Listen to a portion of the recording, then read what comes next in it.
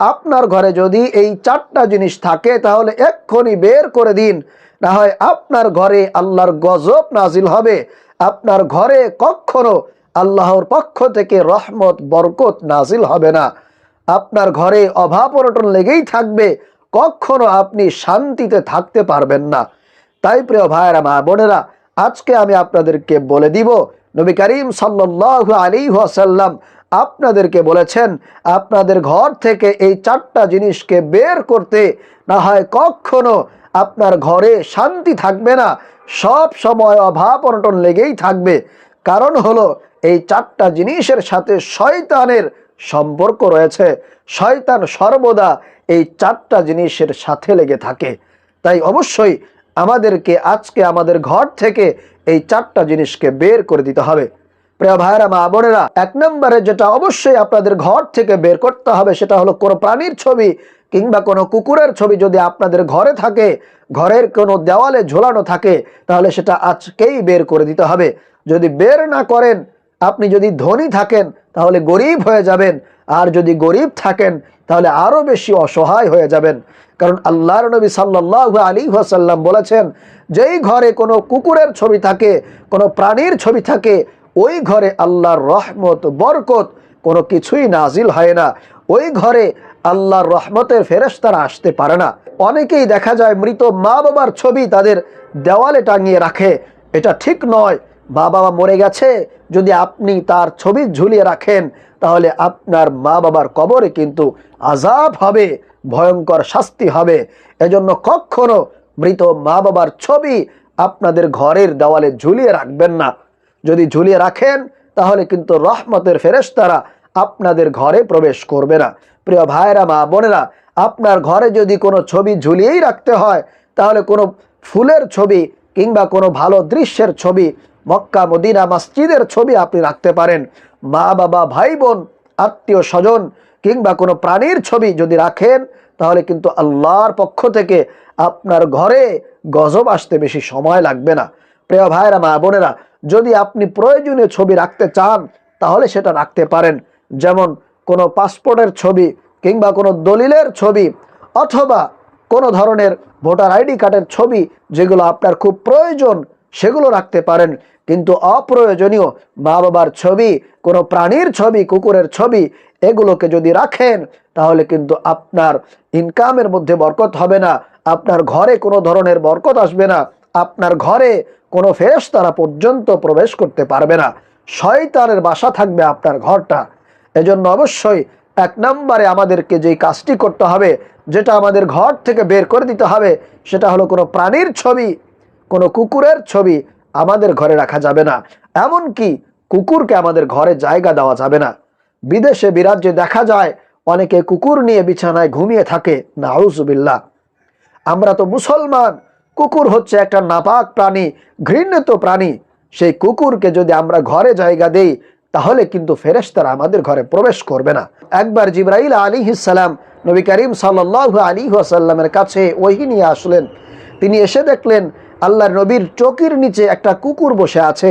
তিনি দেখে চলে গেলেন, আল্লাহর নবীর কাছে ওহী দিলেন না। নবী করিম সাল্লাল্লাহু আলাইহি ওয়াসাল্লাম তিনি চিন্তায় পড়ে গেলেন, কি ব্যাপার, জিবরাইল আলাইহিস সালামের আসার কথা ওহী নিয়ে তিনি আসছেন না। এরপরে অনেকক্ষণ পরে জিবরাইল আলাইহিস সালাম আসলেন। নবী করিম সাল্লাল্লাহু আলাইহি ওয়াসাল্লাম তাকে জিজ্ঞেস করলেন, জিবরাইল, তোমার আসতে এত দেরি হলো কেন? জিবরাইল আলাইহিস সালাম বললেন, আল্লাহর নবী, আমি তো অনেক আগেই আসছিলাম, কিন্তু এসে দেখলাম আপনার চৌকির নিচে একটা কুকুর শুয়ে আছে, এ কারণে আমি ঘরের মধ্যে প্রবেশ করতে পারি নাই। প্রিয় ভাইয়েরা, মা বোনেরা, তাহলে চিন্তা করেন যে কুকুর থাকার কারণে জিবরাইল পর্যন্ত ওহী নিয়ে আল্লাহর নবীর কাছে আসলেন না। অতএব আমাদেরকে কুকুর থেকে দূরে থাকতে হবে, কোনো প্রাণীর ছবি আমাদের ঘরে রাখা যাবে না, থাকলে আজকেই বের করে দেবেন ইনশাআল্লাহ। 2 নম্বরে, ঘরের মধ্যে পেশাব পায়খানা জমিয়ে রাখা যাবে না। অনেকের ঘরে দেখা যায় বৃদ্ধ মানুষ থাকে, বৃদ্ধ বাবা মা থাকে, তারা হয়তোবা ঘরের মধ্যেই পেশাব করে, পায়খানা করে, কিন্তু সেগুলোকে যদি আপনি দীর্ঘক্ষণ জমিয়ে রাখেন তাহলে দেখা যায় সেটা দুর্গন্ধ হয়ে যায়, আর দুর্গন্ধের কারণে ফেরেশতারা আপনার ঘর থেকে বের হয়ে যায়, ফেরেশতারা থাকতে পারে না, সেখানে শয়তান বাসা বাঁধে, জিন ভূত এগুলো সেখানে বাসা বাঁধে, যার কারণে আপনার ঘরে আল্লাহর পক্ষ থেকে যে রহমত বরকত নাজিল হওয়ার কথা ছিল সেটা কিন্তু নাজিল হতে পারে না। এজন্য অবশ্যই আমাদেরকে 2 নম্বরে আমাদের ঘর থেকে যেটাকে বের করতে হবে সেটা হলো নাপাক কোনো জিনিস আমাদের ঘরে রাখা যাবে না। হাদিসের মধ্যে এসছে আত-তুহুরু শাতরুল ঈমান, পবিত্রতা হলো ঈমানের অঙ্গ। অতএব ঘরে যদি আপনার নাপাক থাকে তাহলে কিন্তু সেখানে ফেরেশতারা থাকবে না যতক্ষণ পর্যন্ত আপনার ঘরটা পবিত্র না হবে, পাক সাফ না হবে। এজন্য অবশ্যই আমাদের ঘরে কোনো প্রকার দুর্গন্ধ রাখা যাবে না, পেশাব পায়খানা রাখা যাবে না, থাকলে সাথে সাথে সেগুলোকে পরিষ্কার করে ঘরটাকে পুত পবিত্র রাখতে হবে। 3 নম্বরে আপনাদের ঘর থেকে যেটা বের করতে হবে সেটা হলো বাদ্যযন্ত্র। অনেকের ঘরে দেখা যায় অনেক বাদ্যযন্ত্র থাকে, যেমন ঢোল, তবলা, তারপরে হারমোনিয়াম ইত্যাদি, দোতারা, এরকম যেগুলো বাদ্যযন্ত্র আছে। অনেকের ঘরে গান শোনার জন্য বড় বড় বক্স আছে, সেগুলো কিন্তু আপনার ঘরে রাখা যাবে না, সেগুলোকে বের করে দিতে হবে। কারণ আল্লাহর নবী সাল্লাল্লাহু আলাইহি ওয়াসাল্লাম দুনিয়াতে আসছেই এই বাদ্যযন্ত্রকে একেবারে মাটির সাথে মিশিয়ে দেওয়ার জন্যই। আপনি যদি বাদ্যযন্ত্র রাখেন এরপরে আশা করেন যে আমার ঘরে আল্লাহর পক্ষ থেকে রহমত নাজিল হবে, আমার ইনকামের মধ্যে বরকত হবে, এটা বোকামি ছাড়া আর কিছুই হবে না। তাহলে অবশ্যই আমাদের ঘর থেকে 3 নম্বরে যেটা বের করতে হবে সেটা হলো কোনো ধরনের বাদ্যযন্ত্র সেগুলো রাখা যাবে না, বের করে দিতে হবে। আল্লাহর নবী সাল্লাল্লাহু আলাইহি ওয়াসাল্লাম যখন কোনো বাদ্যযন্ত্রের আওয়াজ শুনতেন, আগের সময়ে মানুষেরা বাঁশি বাজাতো, সেই বাঁশির আওয়াজ যদি নবী করিম সাল্লাল্লাহু আলাইহি ওয়াসাল্লাম শুনতেন, এইভাবে করে কানের মধ্যে আঙ্গুল দিয়ে চেপে রাখতেন যাতে করে বাদ্যযন্ত্রের আওয়াজ নবী করিম সাল্লাল্লাহু আলাইহি ওয়াসাল্লামের কানে না যায়। এবং সেভাবেই সাহাবায়ে কেরাম রাদিয়াল্লাহু তাআলা আনহুম ওনারা আমল করেছেন। এজন্য প্রিয় ভাইয়েরা মা বোনেরা, অবশ্যই আমাদেরকে বাদ্যযন্ত্র থেকে দূরে থাকতে হবে। যদি থাকে তাহলে সেগুলোকে বের করে দিবেন, না হয় বিক্রি করে দিবেন।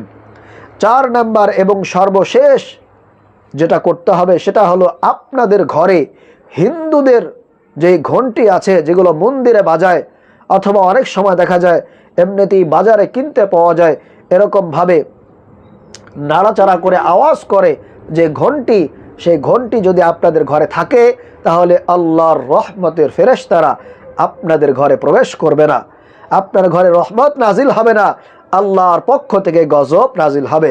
এজন্য হিন্দুদের যে ঘন্টি আছে এরকমভাবে যেটা বাজায়, সেই ঘন্টি আপনাদের যদি ঘরে থাকে তাহলে সেই ঘর থেকে বের করে দেবেন ইনশাআল্লাহ। এই 4টি জিনিসকে যদি আপনার ঘরে জায়গা না দেন তাহলে ইনশাআল্লাহ আমি আশা করি আল্লাহ পাক রব্বুল আলামিন আপনাদের ইনকামের মধ্যে বরকত দিবে, অভাব অনটন দূর করে দিবে, আল্লাহর পক্ষ থেকে রহমত বরকত সকিনা নাজিল হবে ইনশাআল্লাহ।